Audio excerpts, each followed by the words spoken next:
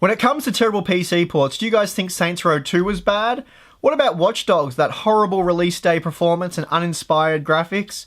Were you appalled by the hardware requirements of Mafia 3, a game that looks like it could have been released years ago? And well, let's not forget about Batman Arkham Knight.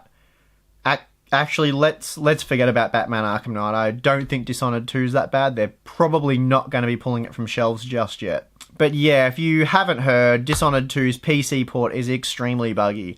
It's plagued by performance problems, glitches, bugs, and all that stuff that just pisses gamers right off. Speaking of pissed off gamers, they are once again taking to the Steam reviews to vent their frustration in the form of negative reviews, which are heavily outweighing positive reviews at this stage, or at least they were. And it's a shame because even those that are bashing the developer for releasing yet again another poorly optimized game on PC, they admit that the game itself is a heap of fun, minus the performance issues. Even for those of you who have invested heavily in a seriously high-end rig with a Core i7, 6700K or greater, Pascal Titan X, you're still going to notice input lag and crazy fluctuations in frame rate. This kind of thing really isn't acceptable for a AAA title, especially when it costs $80 US. Still, had publisher Bethesda been quick to acknowledge these issues and assure gamers a fix was incoming, we might have been able to cut them some slack. Of course, what did they do instead? Basically told PC gamers to get realistic and work out what their systems are actually capable of. In an official statement, they said that PC gamers should simply reduce the quality settings to a level more reasonable for their hardware. Thankfully, it sounds like they're now backpedaling and actually looking into the various issues.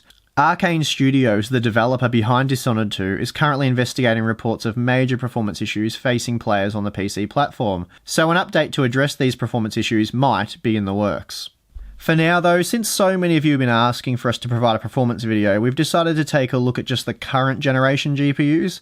As usual, the Core i7 6700K test rig has been used along with the latest AMD and Nvidia drivers.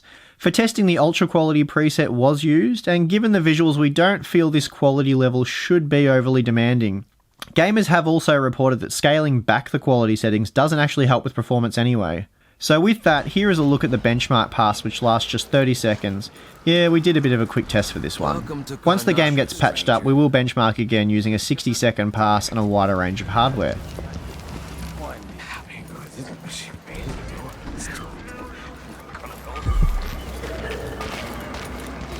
Your face is covered. Are you worried someone might recognize you? Fellow Sir Conan, in the 2's absence, I have the following announcement. Myself. An underground market. Illegal trade. Here we see that at 1080p with the image quality settings cranked up, those rocking a GTX 1050 series or RX 460 series graphics card will need to reduce their quality settings. Meanwhile, mid-range contenders such as the RX 470, 480 and GTX 1060 all averaged over 50 FPS, and the 6GB 1060 even broke the 60 FPS barrier.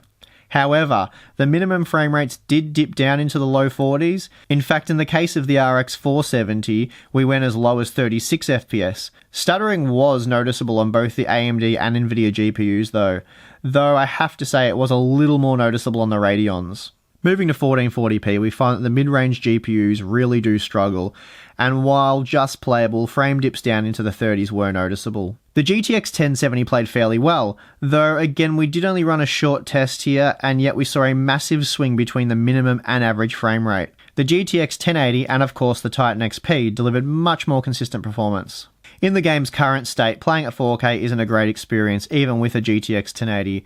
In fact, even with a Titan XP, the game wasn't exactly smooth at all times, despite never dipping below 50 FPS. So unfortunately for now, it looks like Dishonored 2 is one of those games that was designed for console and then made Windows DirectX 11 compatible as an afterthought. So I think it's safe to say that we have yet another dodgy PC port on our hands. Graphically, the game does look quite good, but of course shouldn't demand the kind of hardware that it does. Right now, in order to enjoy Dishonored 2 in all of its glory, gamers really need a PC so powerful it makes the lights flicker when booting up. AMD and Nvidia both look to be doing all they can to provide their customers with the best possible experience in this title. Performance-wise, they are both pretty well on par. Instead, it's the game itself that needs work. A few performance characteristics that we noticed which might be causing issues for gamers is the fact that Dishonored 2 is a real memory pig. Using the Titan XP for example, VRAM allocation went as high as 6GB at just 1080p, and with 32GB of system memory or RAM available, the game was eating up around 8GB. This could also be the reason why gamers are reporting barely a 5 FPS difference between the low and ultra quality presets. The situation really does suck. Had Dishonored 2 not been plagued by these performance issues on the PC, it could have been a great game and something that gamers could have truly enjoyed. But for now, the GTX 1070 is delivering less performance in Dishonored 2 than, say, the GTX 1050 Ti in a game such as Doom. So, I mean, that pretty much says it all right there. Anyway, over to you guys. Let me know what you think in the comments. I'm keen to read your thoughts and discuss things further.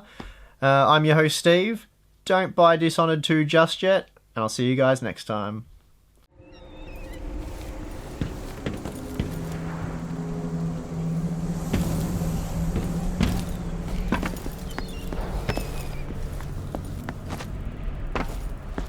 What do I have to do to help my father? What do I have to become?